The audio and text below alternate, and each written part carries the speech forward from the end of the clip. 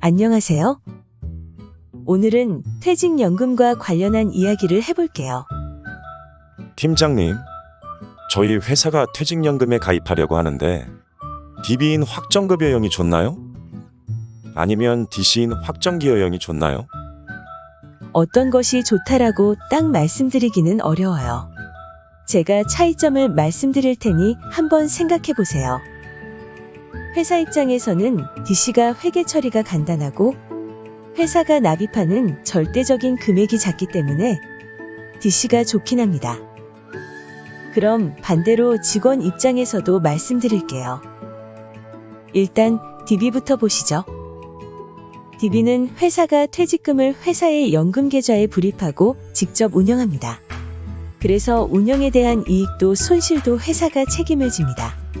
연금 운영을 통하여 이익이나 손실이 발생했을 때 이것은 직원의 몫이 아닌 회사의 몫이 되는 거예요. 이에 반해 직원은 받을 수 있는 퇴직금이 정해져 있어요. 그럼 DB에 가입되어 있을 때 직원이 퇴직 시 받는 금액은 어떻게 계산되는 것인지요? 우리가 보통 알고 있는 것과 같아요. 직원의 경우 퇴사 직전 3개월 평균급여의 근속연수를 곱하여 계산된 금액을 확정적으로 받게 됩니다. DB의 경우에는 퇴직연금에 가입되어 있거나 가입되어 있지 않거나 둘 다 상관없이 같은 금액으로 받게 됩니다. 이에 반면 DC의 경우 만약 매달 DC를 납입한다고 하면 회사는 월급여의 12분의 1을 직원 명의의 연금계좌에 불입합니다. 이렇게 회사는 계산된 퇴직금을 넣어주면 끝입니다. 회사는 더 이상 해야 할 것이 없어요. 반면에 직원은 이렇게 납입된 퇴직연금을 이용해서 주식, 채권, 정기예금 등 각종 금융상품으로 각자 알아서 운영을 하게 되는데요. 이렇듯이 개인의 연금계좌를 통해 운영도 개인이 하기 때문에 아까 DB와는 다르게 연금 운영을 통해 이익이 발생하던 손실이 발생하던 그 책임은 전부 직원의 몫이 됩니다. 아직도 잘 모르겠어요. 조금 어렵죠? 당연합니다. 어떤 것이 유리하다고 정확하게 말할 수 있는 게 없기 때문입니다. 퇴직연금에 운영 수익이 없다고 가정한다면 직원 입장에서는 당연히 DB가 유리해요. 왜냐하면 월급은 매년 계속 오르기 때문에 퇴직 전 3개월 급여의 근속연수를 곱하여 계산된 금액인 DB가 급여의 12분의 1씩 계산한 금액인 DC보다 당연하게 크기 때문이에요. 예를 들어볼게요. 꽉 차게 3년을 근무하고 퇴사한 직원이 있습니다.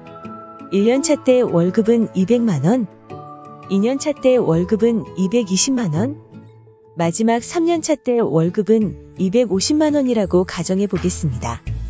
DB 제도에서 직원이 퇴직 시 받을 퇴직 금액은 얼마일까요?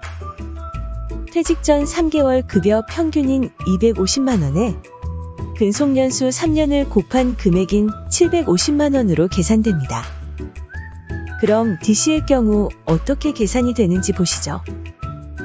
1년차 때 200만원, 2년차 때 220만원, 3년차 때 250만원, 이렇게 불입이 이루어지니 총 퇴직 금액은 670만원이 계산됩니다. 아까 DB로 계산된 750만원과 비교해보면 DC로 계산된 금액이 80만원 작습니다. 그래서 퇴직연금에 운영 수익이 없다고 가정하면 직원 입장에서 DB가 유리하다고 말씀드린 것이에요. 그럼 운영 수익을 고려하면 어떻게 되나요? 자, 그럼 이제 운영 수익을 고려해서 생각해 볼까요? 2020년에 주식시장의 상황이 좋았습니다. 회사마다 조금씩 상황이 다르겠지만 급여가 상승한 금액보다 주식이 상승한 금액이 클 것으로 생각되는데요. 아까 DB의 경우 운영 수익은 회사의 몫이고 DC의 경우에는 직원의 몫이라고 말씀드렸습니다. 그렇기 때문에 이런 경우라면 DC 불입금액 670만원에 운영수익 플러스 알파가 생기기 때문에 운영수익을 직원이 가져갈 수 있는 DC가 유리하겠죠. 물론 주식 운용을 통해 매년 이익을 내는 것도 힘들고 다소 안전한 적금 또는 채권으로 운영해도 수익률이 그리 크지는 않을 것으로 보여요. 이건 그냥 DB와 DC의 차이를 설명하기 위해서 넣은 예시일 뿐 상황은 전부 다릅니다.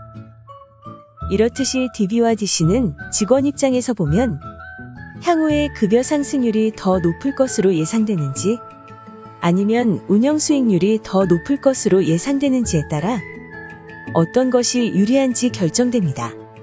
하지만 급여 상승률, 운영 수익률은 미래 예측 지표이기 때문에 지금은 알 수가 없잖아요. 그래서 정답이 없습니다. 직원 입장에서 급여 상승률이 높을 것으로 예상되면 DB가 유리하고 운영 수익률이 높을 것으로 예상되면 DC가 유리하다는 말씀이신 거죠. 그리고 회사 입장에서는 DC가 조금 더 유리하고요. 그렇죠? 예, 맞습니다. 세무대리인 여러분, 이제 DB와 DC의 차이에 대해 질문을 받으면 잘 설명할 수 있을까요? 다음번에는 DB와 DC를 납입했을 때 회계 처리를 어떻게 하는지 말씀드릴게요. 이상입니다.